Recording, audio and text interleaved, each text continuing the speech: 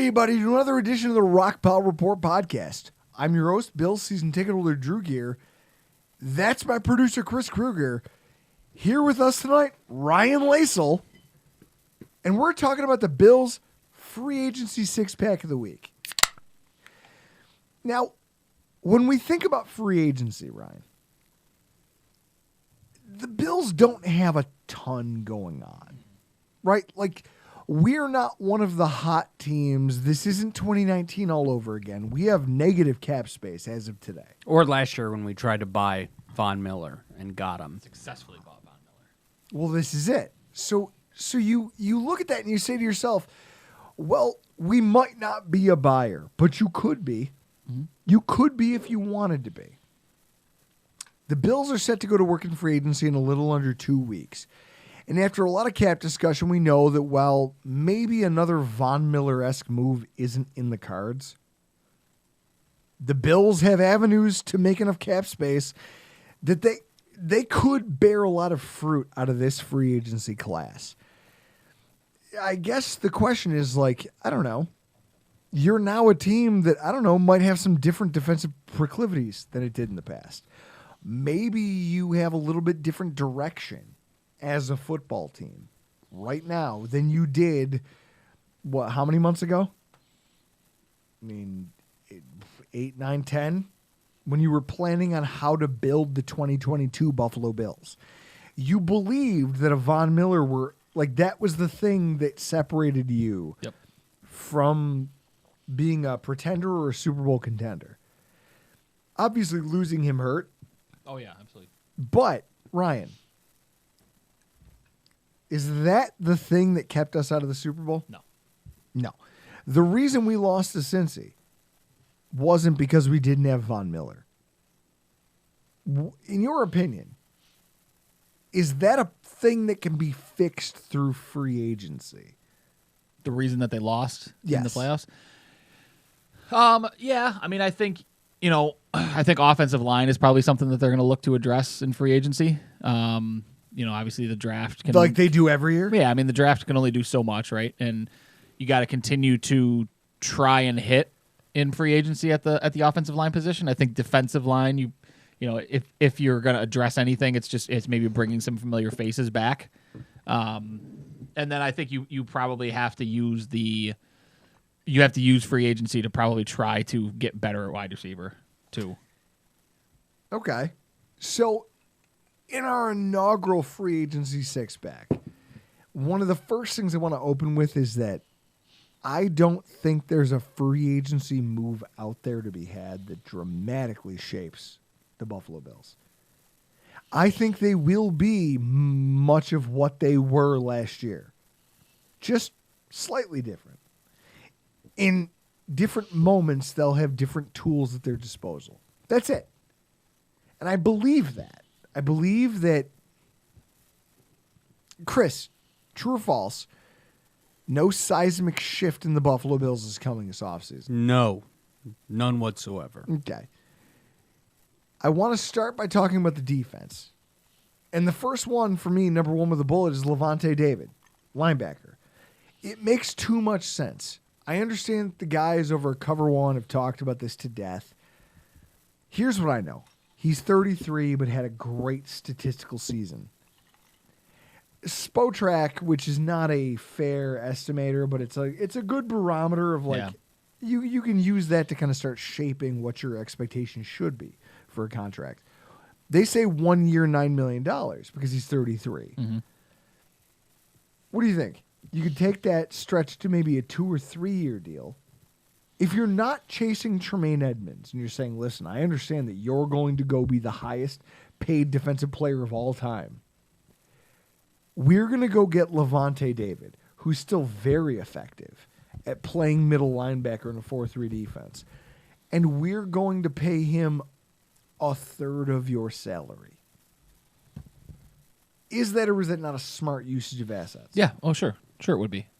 And the way they structure it, being as good as anybody in the NFL at that. You make it a 1 year deal that's essentially a 3 year deal and spread that money out and make sure you can get out from under it after a year if you want to. So, Chris, in that way, 2 years, maybe makes sense. 2-year Levante David deal.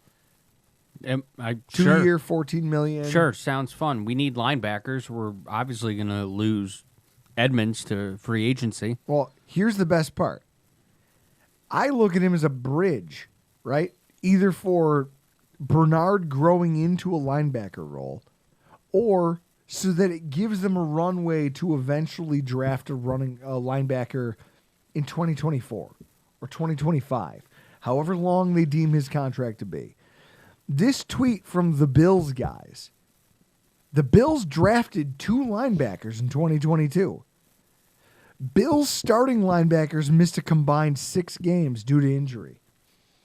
Those rookies started in 1 of those 6 games. The Bills, without Tremaine Edmonds leaving, they did not look to rookies to fill those roles. How much of that is a Sean McDermott problem? Yeah, McDermott. He doesn't trust rookies. He doesn't trust rookies. That being said, if Levante David is out there, who provides him if Tampa doesn't want him back? Or he's a free agent and he goes, I want to go play for a team that's going to play meaningful football while I kind of run up my career and chase one more ring. He has one. He has a Super Bowl ring. Yep. If he wants to go chase one more, he could play for Buffalo. I like this signing. And I like the fact that it would make sense in terms of the Bills then being able to maybe draft a second, third rounder. Oh, wait, they already did that. Is Bernard ever going to be anything No. for the Bills? No, special teams player. Was that a wasted draft pick? It feels that way. Yeah. Chris? Wasted. Okay. If this guy, I guess the question is, let's make a Seagram's bet right now. How many starts for Terrell Bernard in 2023? Is it over or under 4? Are we talking about injuries? Does injuries account into this bet? Sure, but who gives a fuck? You're talking about starts. He only started 1 game last year. 4. If I give you under or over 4. I will take under 4 games started. I'd take under 4. Okay. All right. If I made it 3.5, would that move the needle for you? I'd probably still be in at 3.5. All right. Still in on the under. Chris, 3.5? You're still in? Under. All right. So there's no faith in Terrell Bernard. And I'm not going to lie to you guys. You guys are probably amongst most Bills fans. Yeah, I didn't see anything this year that would lead me to believe that they trusted him in any capacity. No. And if you're fighting that much of an uphill battle, I'm not sure that an additional offseason is going to change that. I don't think he'd start if he went back to Baylor. So realistically, Levante David solves a number of the Buffalo Bills problems, right? He not only solves your immediate problem of needing 33, one of the better coverage linebackers in football. Still one of the better against the run because he's instinctual the way Milano is instinctual. Mm-hmm. Sure, Edmonds has everything going for him, and that's exactly why the Bills can't afford him. Okay. We can go out and get a guy who at middle linebacker, who was the Chiefs' middle linebacker? They had that young kid, right? Was he a second-year guy? I don't know his name, but Willie Gay? Derek Thomas? Yeah, Derek Thomas. Sorry, he's dead. I love how you... Ryan, do you see what I'm working with I every do. week? Yeah, I do. I It's enjoy dark. it. I enjoy it. It gets dark here in the studio. That was a soft toss. There's a soft. Realistically, you could do a lot worse. And at the same time, he'll cost you what? Not more than 10? No, he won't cost more than 10. So why wouldn't you give yourself a year or two to kick the linebacker? In a year where you have to build out your offense, you have to. You could kick the linebacker can down the road a year or two. Yeah, I think that's probably the play, too, because you've got such a veteran defense, a veteran presence in the defense, that plugging another veteran in probably makes the most sense, because otherwise your defense is going to be consumed with trying to teach a young kid how to be an impact player, right? Like Edmonds Thank came you. in with so much raw physical talent that he could afford to be out of position. He could afford to, make a bad read, and It now was he's the got reason a guy fans on were him. down on him. Absolutely. And Absolutely. then he went to have his best season the year he was going into free agency. There's no way the Bills afford him. Yeah, I don't. Yeah, it's gonna be tough if they do. It's gonna be interesting to see how they make it work. But I think if they decide that they're out on Edmonds, then they probably have to chase one of these Levante David, Bobby Wagner, a guy like that that's gonna be able to come in and be an impact guy right out of the gate. Who would you rather take, Levante David or Bobby Wagner?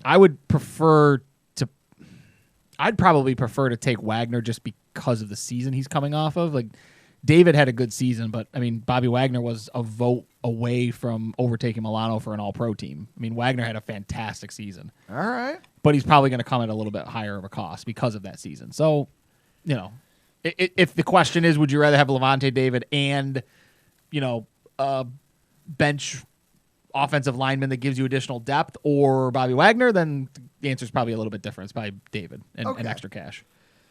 Now, I also think about defensive players I like, and I made this a two-parter. I get to do that around the show. Duron Harmon and Dean Marlowe, because they're kind of cut from the same cloth. Dean Marlowe feels like a no-brainer to bring to training camp, right? Yeah, I agree. You traded for him mid-season, Yeah. and now he's an aging free agent with no market. You signed Dean Marlowe for a contract next to nothing. He's a guy the Bills know. They trust him, and he won't cost a premium. I mean, Chris, can you make a case for why Dean Marlowe shouldn't be a part of this team? Well, he should be. At least going into camp. McDermott knows who he is. We traded for him, so if you trade for somebody, And you should still how get many value year- out of him. And how many years was he here in a Bills uniform? Yeah, and he wasn't terrible when he did have to step in at the end of the year. No. By the time you got to Marlowe, you were glad that you had a guy like Marlowe, right? Exactly. So the question is, what kind of contract structure makes sense for a guy like him? I mean, you're not going to give him more than maybe 2 years if you give him anything more than a 1-year deal. And probably something close to the vet minimum with some incentives in there based on, potentially maybe games played or, something to that effect. Time on roster. You could do that. All I know is he's a guy the Bills trust and know they can probably have that won't cost a premium. Yeah. And he could start for you. He started for us in that Patriots game to end the season. I don't know. I look at that and then I go, like Levante David, there's Duron Harmon, an aging player who quietly had a very solid year in 2022, playing a career high in snaps. Duron Harmon, it's the Raiders. Guys, can we all agree the Raiders are kind of a shit show? Yeah. So it's hard to judge, like, when you have a good year on a team like that, that almost seems like a feather in your cap. Sure. His coverage grades are solid. Good run defender. He's probably going to cost a little bit less than $4 million on a short 1 to 2 year deal. Chris, $3 million a year for a guy who can provide adequate safety play and give you time to draft and groom a replacement. Doesn't that sound beneficial? I'll take it. What I like about both of these guys is they could get you to what's next. Yep. Right? Like, we just brought in a safety coach who's known for teaching. He's Justin Petrie in Houston. Is it Jalen or Justin? Justin, I think, right? I thought it was Justin Petrie. The guy, it's this Kentucky gentleman talking. I don't know where I am. I just want to challenge someone to a duel. So, literally, you're talking about signing a veteran on a short contract so that you can draft a guy. It's Jalen Petrie. Jalen, there we go. Nailed it. So that you can let the coach who just took over do what he does and coach up young players. You have a veteran option available, but you've got this rookie who you can plug in. Or at least a young player who you can slide into that role Damar Hamlin may or may not play. Mm-hmm. Who else would you want back from last year's safety group? Yeah, I mean, because Hyde will be back. And if you're going to let Poyer walk, then, you've got to get – and again, I mean, Hyde is going to probably patch quite a bit of what was wrong with that secondary last season. But, if it's not Hamlin, and then you're down to what we just talked about, Dean Marlowe, right? And then either you go draft somebody or you got to pick up a veteran that can plug into that Poyer role. And you probably have to do both. Yeah, you may have to. If you're looking for an actual solution to the safety position, it's going to be interesting to see how they choose to address it. Like, because I think you just brought in a coach, like McDermott is a safety coach. Mm-hmm. You brought in another auxiliary safety coach to coach the position, and he's had success IDing and then cultivating safety talent. The crazy thing is that there may be a guy that's not on our radar. Here I am looking for cheap veteran options. There might be some guy. When McDermott got here, him and Doug Whaley sat down. He sat down with the pro scouting department and he ID'd Micah Hyde and Jordan Poyer. And when they signed them both, we go, wait a minute, neither one of these. One of them was a slot corner. Mm-hmm. One of them is a safety with his fucking kidneys lacerated and got bounced out of the NFL. They went on to be all-stars. Yeah. McDermott saw something in them and pushed Doug Whaley to sign them. I don't want to discredit his ability to identify talent at safety, even if the recent drafts haven't proven that. Yeah. So in this, they've also talked about maybe moving Benford to safety too. Yeah. So we'll see where that washes out. We very likely may see a signing in free agency at safety that we all go, whoa, what? That guy? No one's ever heard of him. That's what everyone said about Micah Hyde. I think, well, that's what everybody said about Poyer. Well, yeah. People knew who Hyde was because he had played for Green Bay. He was fairly high profile, but, it was like a fit thing with Hyde. They were trying to, they weren't really using him as a safety in Green Bay. They kind of free safety, but then they brought him down in the slot to cover a lot. And it was like, well, can he play true safety if he has to? Can he play that center field mistake eraser position? Yeah. Like they need him to in Buffalo. But Poyer was kind of like the. Yeah, ask I remember Jones. People had to Google ask Poyer. Mac Jones whether or not Micah Hyde is a mistake. Yeah, I mean, people had to Google Poyer because they didn't know who he was. He played in Cleveland, right? Which was problem one. Problem two, he was just kind of like a missile when he played. He had very little discipline. But then he came to Buffalo and got the discipline from the coaching staff, primarily McDermott, and now he's a legitimate All-Pro candidate who's going to cash in one last contract, and good for him. I want to make a Seagram's bet with you two right now. The Bills will draft a safety at some point before round 5. Before round 5. Before round 5. So is this like they're going to draft a safety and play him at safety, or is they're going to draft a safety and convert him to corner? They're going to draft a safety and they're going to play him at safety. I'll take that. I think they got enough holes that they need to fill that safety may be a flyer draft pick. Chris, 6 or 7 before round 5. Yeah. You want a piece of that action? They will draft a safety before round 5. Yeah, all right. He's on my side. You're not? No, I'm not. All right. Seagrams. And then Dante Fowler Jr. I like him. I like this dude as a free agent. And here's the thing. Everyone will get pissed off when you bring up adding another defensive lineman. They go, we just signed Von Miller. Here's the thing.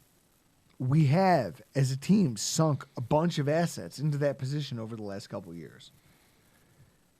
But just because you've done it doesn't mean you should stop doing it. Yeah. If it's not working. And that's where this all breaks down.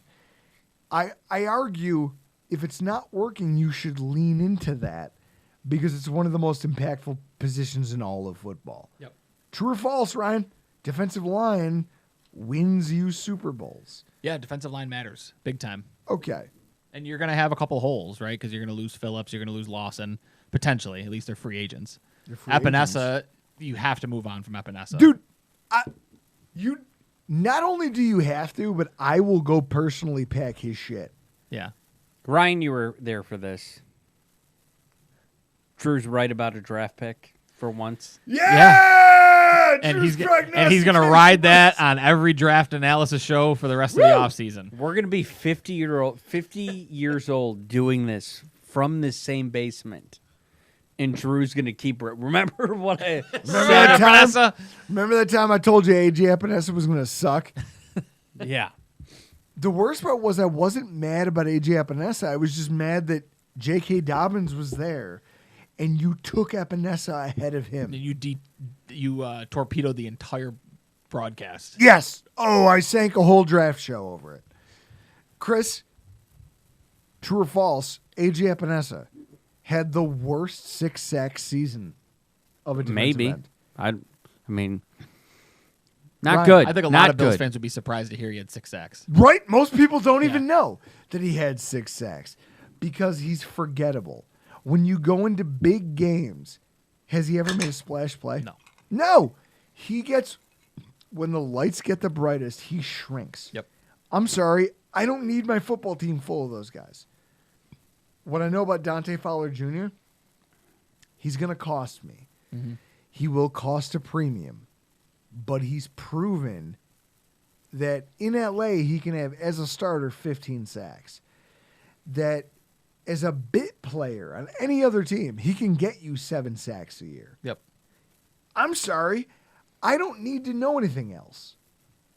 I look at AJ Epinesa. I look at Boogie Basham. If anything else, my love for this player is kind of an indictment on those 2 draft picks. You wasted a pair of second-round picks on defensive ends who will never be game changers for you. That's a waste of assets. And there's no other way to cut that. I think that right now is where you start to cut bait with some of this. Yeah, you're going to have to. You move on from Epinesa. You say, listen, Epinesa got drafted, had 6 situational sacks, and was his usual just ghost of a human being in the playoffs.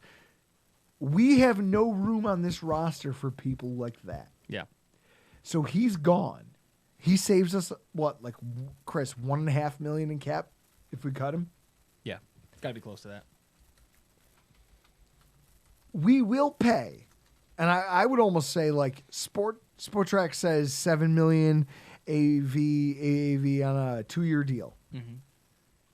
I say you stretch that to like 3 just to give yourself, like, Brandon Beane's done that. Oh, yeah. Yeah. He's great at that. What I know is you have to go sign another pass rusher. I don't know why not Derek Fowler Jr. Go get him. If you can get him for 5 or 6, get him for 5 or 6. But realistically, if it makes it to 7, stretch it over 3, not 2. Because that gives you more Flexibility. cap flexibility. Yeah. And then also realistically, you look at the player and you go, you're a guy who knows how to get sacks. Mm-hmm. And I can trust you in big moments. You know who I can't trust? Is anybody right now No. in the defensive end room outside of Von Miller. Right. Now, the question is if you can get both Lawson and Phillips back at the cost of Fowler. Ooh. I mean, it's not going to be 1 for 1, but it'll probably be fairly close, I would think. I do love Phillips. I think you trade Ed Oliver this offseason. Phillips gave you everything you wanted out of Ed Oliver. Yeah. Phillips was the guy. He was the guy when he was here for his 1 key season in Buffalo. Yep. And then he moved on for free agency. And he wanted too much. The Bills gave him an offer. He didn't take it. Now, if he had to do over again, he probably would have stayed. Yeah. I think you could get him back in the garage for less. Yeah. Agreed. Chris, if you want to hit that drop, there's a player I would avoid. That's where you want Whale and Adolph. Yep.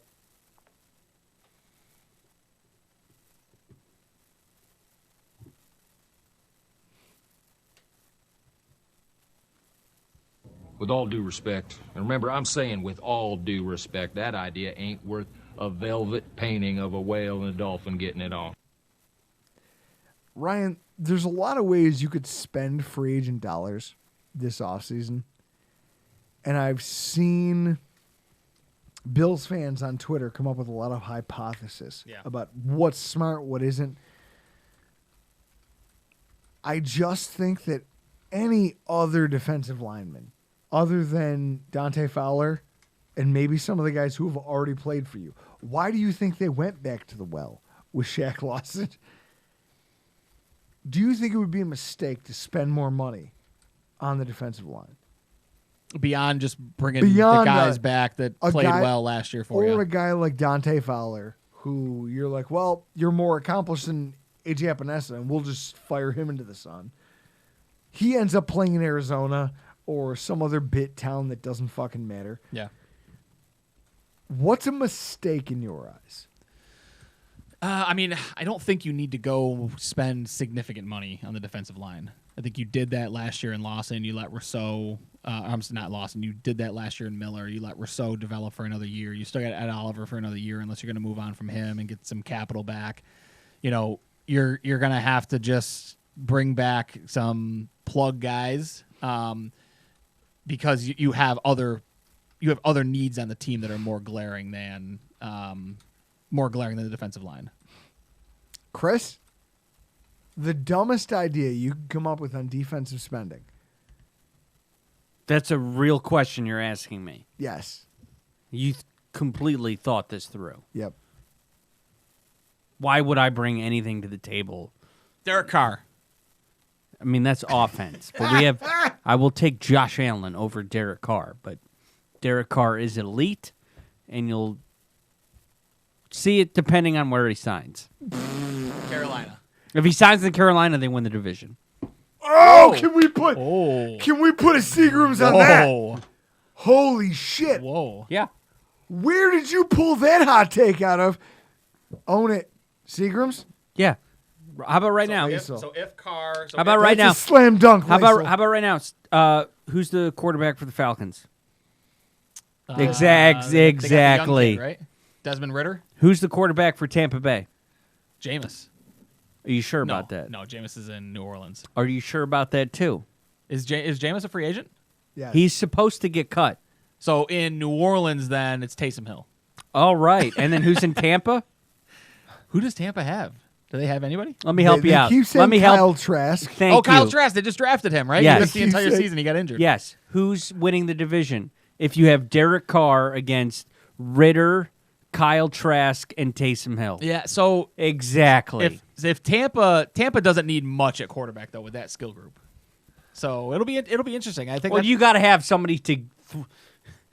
You can't have Uncle Rico and the way his arm mechanics are to get the ball to Mike Evans. That's not happening. Of all the teams that are out there, I think Mariota winds up probably back in the NFC South, and I think Bridgewater somehow winds up in the NFC South. It's going to be an interesting division for sure. Because does Atlanta like Ritter enough to not take somebody else? Atlanta had Bridgewater. Yeah. They had it. No, they had Mariota. No, they had Bridgewater. Did they have Bridgewater? Yep. I completely forgot about the Bridgewater era in Atlanta. Exactly. Everyone has forgotten I about thought they Bridgewater. went right from Ryan to. They went right from Ryan. Oh yeah, because Ryan played last year, 2 years ago, and then they went to Mariota this year. Yep. Yeah. Atlanta is. They're all fucked. They're all fucked. Hey, listen. Someone brought this up. Why is it that collegiate football in the South is elite, and yet NFL football in the South is the worst divisions?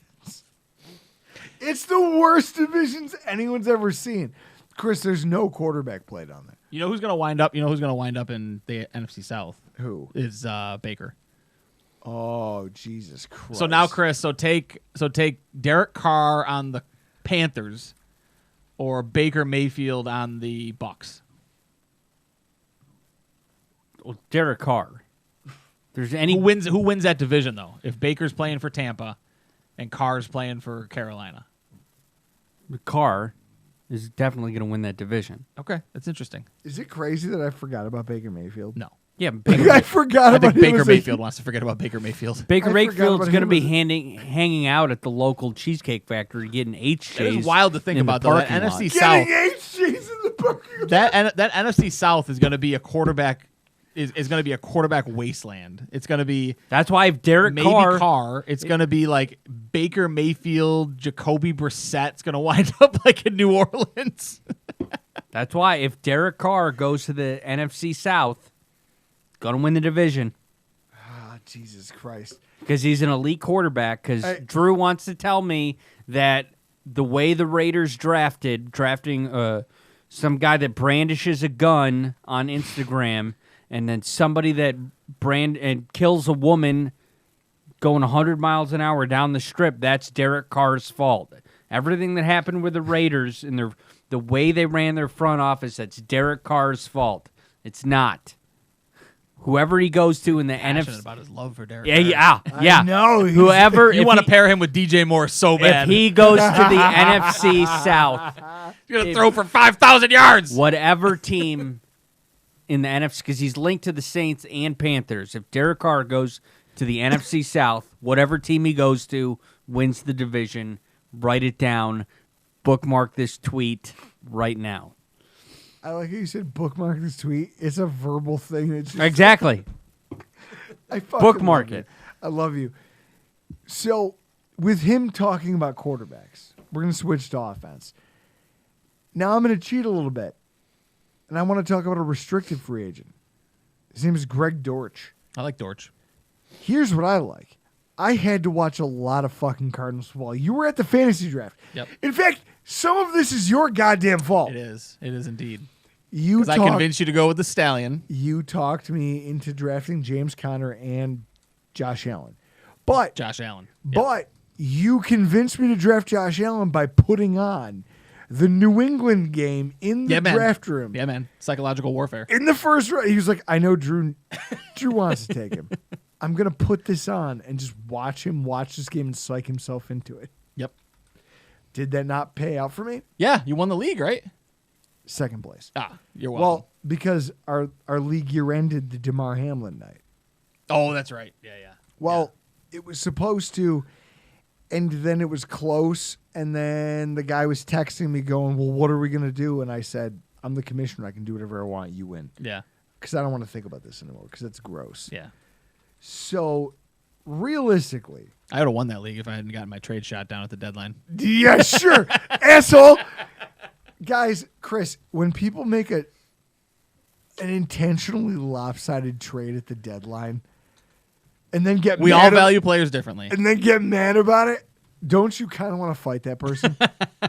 Sure. I had you ready to roll that night. Yeah, you did. I was going to headbutt people. Here's what I know. Greg Dortch. I had to watch a lot of Cardinals football because I drafted James Conner. The games he stood out. Yeah. And then you go back and you look at the targets involved, and you go, well, in the games where he was just like targeted one or two times, where he wasn't a focal point of the offense, you're right, he was a nobody. In the games where they gave him more than 4 targets, 100 yards, Yep. that's crazy. If you give him 5 targets, he'll get you 87 yards. That's insane Yep. as a baseline. The guy has a lot of talent. And then you watch the way it works. I mean, and then you think about why this makes sense for the Buffalo Bills. He's a guy who was an infrequently used player by the last regime, right? Yep. Last head coach. Picked up by the last GM who didn't draft him. Now there's a new group of people in town. They have a very different vision of what the offense should be. Does Greg Dortch fit into what they want? They didn't draft him. They have no idea what his strengths and weaknesses are I haven't seen him. because he's only been featured, quote unquote, in 4 games in his entire career. And that was arguably because you had a lot of injuries. You on had that team injuries. with Hopkins out, and then you had injuries. When you featured him, he answered the bell. That should tell you, as a talent prognosticator, everything you need to know. Yep. When I gave him 10 targets, he caught 9 of them, and he turned it into 140 yards. When I targeted him 8 times. He caught 6. But he took those 6 catches for 90 yards, untold amounts of first downs, 8 up yards after the catch, because he's working a small guy working from the slot. I don't know. Like, I think about a team that's going, hey, we're new here. We have a different offense than what Kingsbury did. Yep. And we're not going to, I don't know, would you tender that guy as a restricted free agent? He was an undrafted free agent coming onto the team. So you won't, if you do the original round tender, earn any kind of compensation. Right. So with that, I don't know, they might be willing to take a 7th round pick in exchange for that guy. If they go original round or just right of first refusal, which is next to nothing in cost. I think it's, Chris, can you Google, what is the right of first refusal tender cost? Either way, Yeah. it's under $3 million. For a capable slot option, Right. Yeah. under $3 million. And it depends on what they want to do with that slot position, right? Do they want to go get an outside guy and move Davis into the slot? Do they want to? Are they insistent on leaving Davis outside, and they need to find a solution for the slot? That's an option. Dortch for Dortch sure. might be it. Yeah. He was the 4th highest in average separation in the entire NFL last year. 3rd highest in cushion. No one was expecting him to do anything. No one could touch him. Once he got into the open field, he got loose. His average for yards above expected, right? Put him at 4.6. And then you look at what McKenzie had. Negative. Yeah. Negative. That illustrates that McKenzie last year occupied so many snaps for the Bills offense. And yet, here's a player who from the slot can generate yards above where a defender contacts him first. It seems like a no-brainer to try to chase that type of player. Yeah. Absolutely. Also, even if they did put the 2nd round tender on him, it comes in at $3.9 million. Still is worth something, which is where we get to talking about Paris Campbell. Yep. What do you think about Paris Campbell? I like him. As I've watched enough Indianapolis games, as a fantasy, right? Jonathan Taylor owner in multiple leagues, dynasty leagues and stuff. I watch a lot of Indianapolis games, and Paris Campbell, he's a guy again that he has certain situations where he flashes really bright, and there's other instances where he just kind of disappears, but you don't know how much of that is inept quarterback play. What's the play calling been like? Has he been just put in a bad situation? But I think Paris Campbell is a really exciting name. If it feels like a consolation prize, I think, for a lot of Bills fans. Like that would come as he's not big enough name for me. But he would be a great signing, I think, for Buffalo. Absolutely. And I love the fact that he's proven he can be useful on gadget plays. The jet sweeps, the reverses, the pre-snap motion type stuff, like, hey, pre-snap and then a dump off to a wide receiver who's in motion. Okay. But that's what we were doing with McKenzie, and he was failing us constantly. Yep. Chris, what was McKenzie's price tag? Too much. Yeah. But unlike McKenzie, with McKenzie, McKenzie's an interesting one, right? Because you can save somewhere in the range of it's $2.2 million. You can save by getting rid of McKenzie. what I'll say is this. Unlike McKenzie, Campbell averaged 0.5 yards above expected for the season. McKenzie had a negative number. Everything McKenzie wasn't, Campbell is in terms of being a wide receiver. Now, in terms of return ability, I don't know. He has no history. You got Nyheim Hines, though. So, But realistically, I don't know. Like, if you're looking for a pure slot option, Campbell trumps everything McKenzie could give you. absolutely. Yep. And then you look at it against man zone coverage. Well, I don't know. 9 missed tackles forced against zone coverage. That's tied with Stephon Diggs from last year. He was second on the Colts with 17 first downs, which is more than McKenzie and Shakir combined. And then against man, his yards after the catch per reception was 7.1, which is higher than any starter for the Bills. Yep. Everything this guy does seems to align with the type of offense we want to play. There is no reason that you shouldn't go chase a Paris Campbell. Yeah, I agree. Like, here's the question. Do you think it's going to take, with the competition that might be there for his contract structure, do you think you might need to give him 2 or 3 years? Yeah, I think you're probably going to have to. He's young enough where he's going to try and justify a longer contract. He doesn't want to prove a deal or anything like that. I mean, I think he's going to argue that you know what I am, and he's going to want probably 2-3 years. Chris, would Job. you be okay with them signing a slot receiver, Who is this? Paris Campbell? To replace Isaiah McKenzie? Yeah. I'll take it. Wait, Sign me up. so that's all it took? All it took is anybody that can play the slot. What if I had called him like Shark Tornado Jesus? Fine by me if he can play the slot. Better than Isaiah McKenzie. I'll take him. I love this. I love hearing that there's a nuanced take. Yep. And then there's Chris's take. And then there's the players I would avoid at all costs. Do you have one? More of a position. I don't think you need to go do a tight end in free agency, and I don't think you need a corner in free agency. So that's unless you're going to get rid of Saran Neal. Hey, Chris, I want you to hit me with this. Hit me with that whaling dolphin. Here's the players I would avoid. With all due respect, and remember, I'm saying with all due respect, that idea ain't worth a velvet painting of a whale and a dolphin getting it on. Any running back in free agency. I've seen the guys over at Cover One talking about guys like Donta Foreman and Samaje Perine and talking about how, they're sturdy and explosive and they catch and they drive downhill. I don't doubt that that's something that could help the Bills. Chris, do you trust this franchise to run that room properly?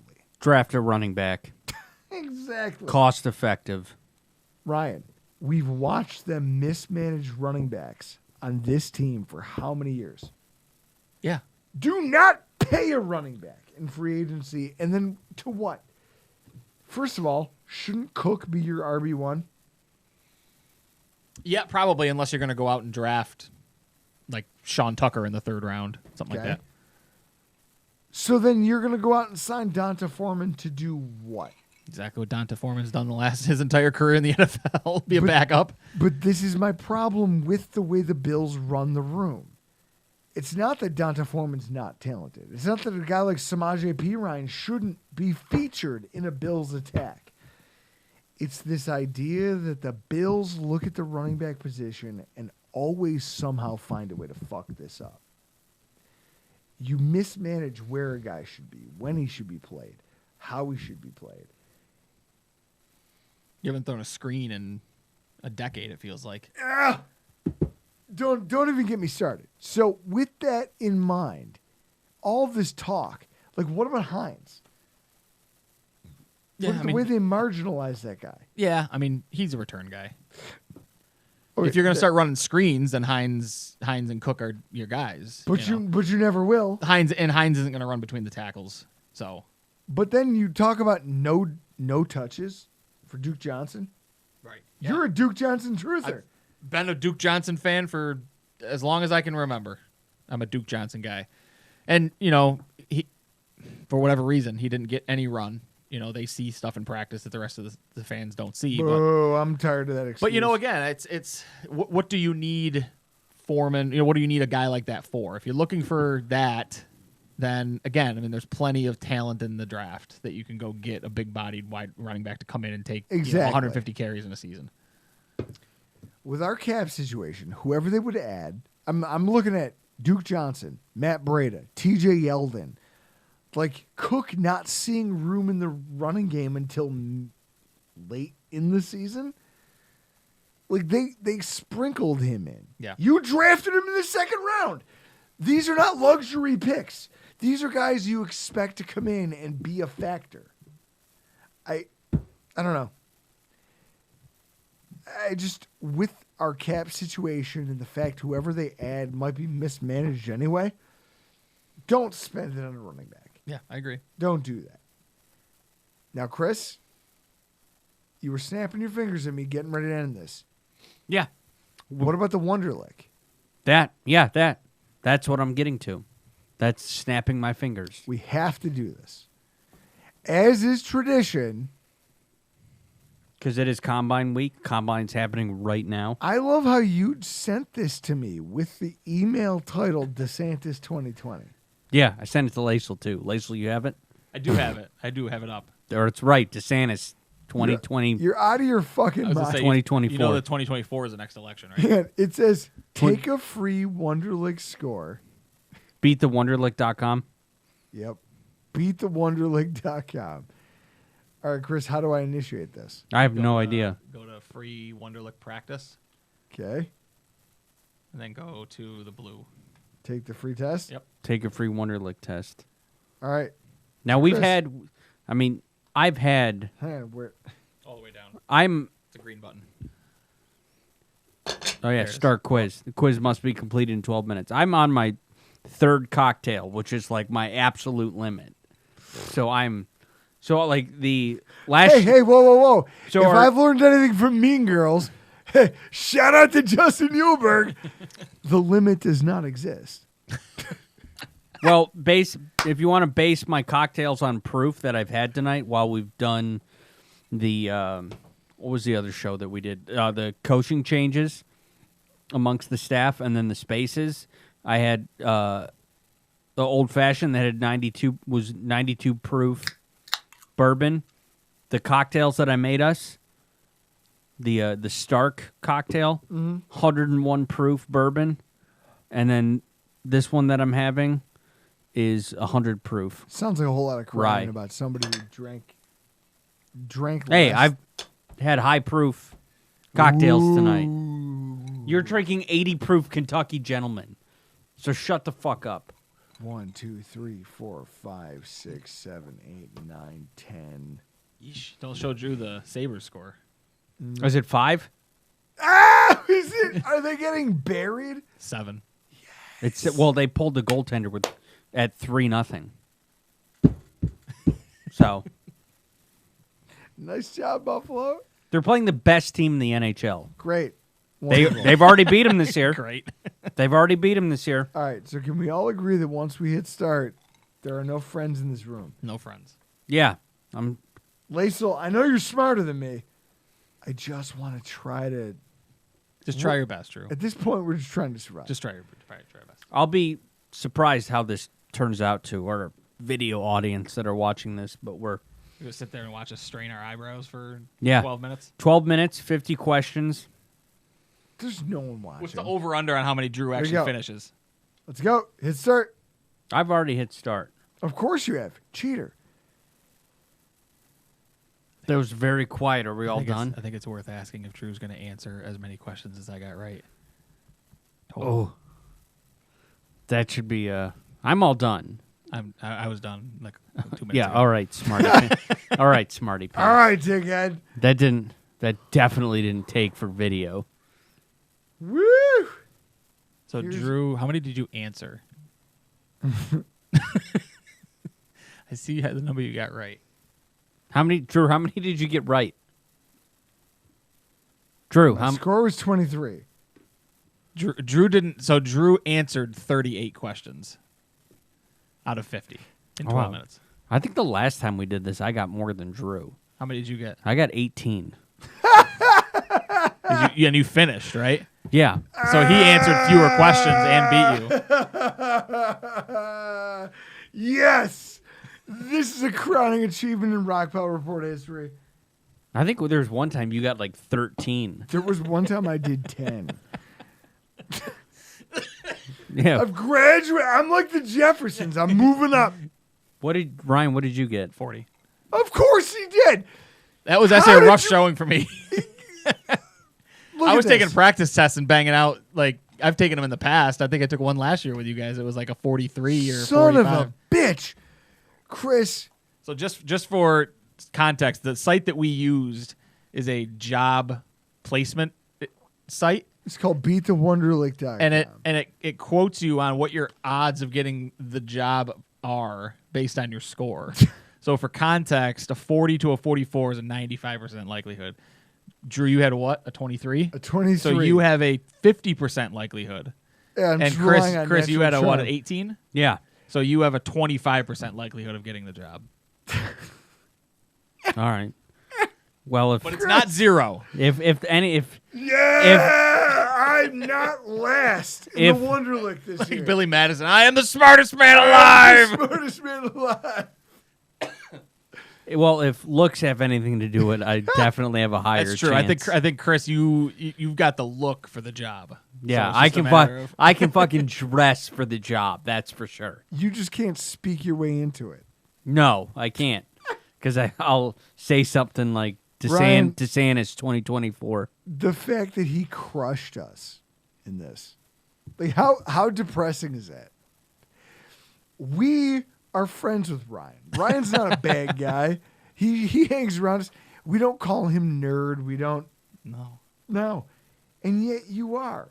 I kind of am. Yeah. He goes, I have nerd tendencies. I like the fact that every year we do the what, Chris.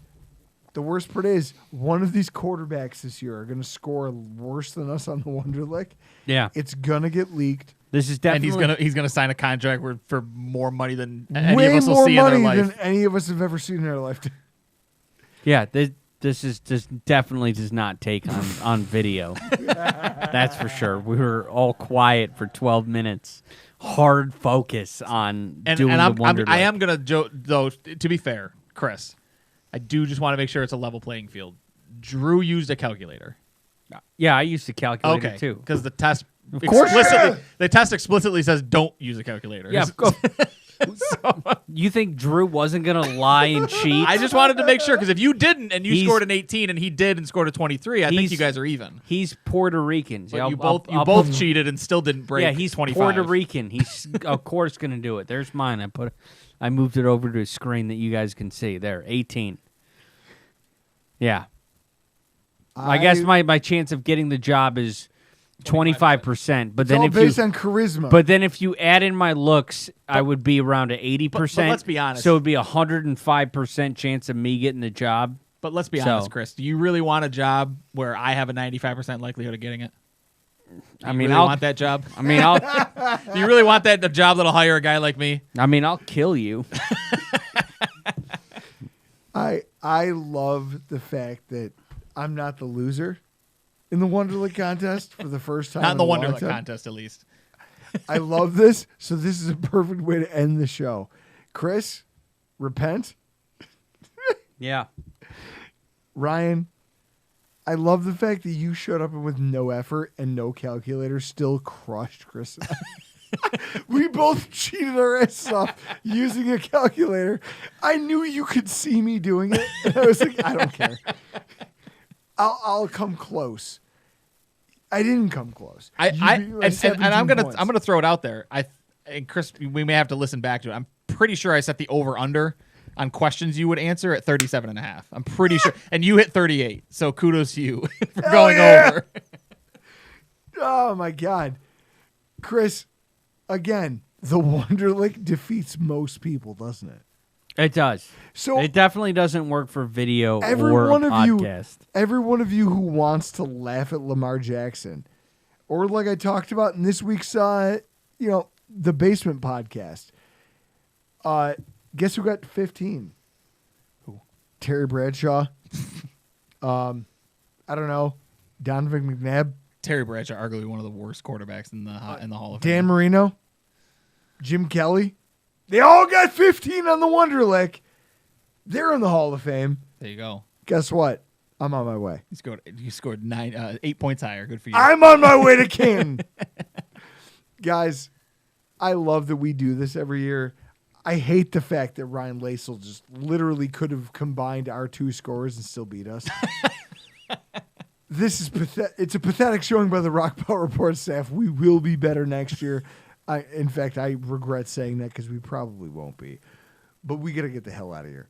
I'm Drew Gear. That's Chris Kruger. That's Ryan Lasel, the reigning Wonderlic defending Wonderlic Indisputed. And this has been your Rock Pile Report.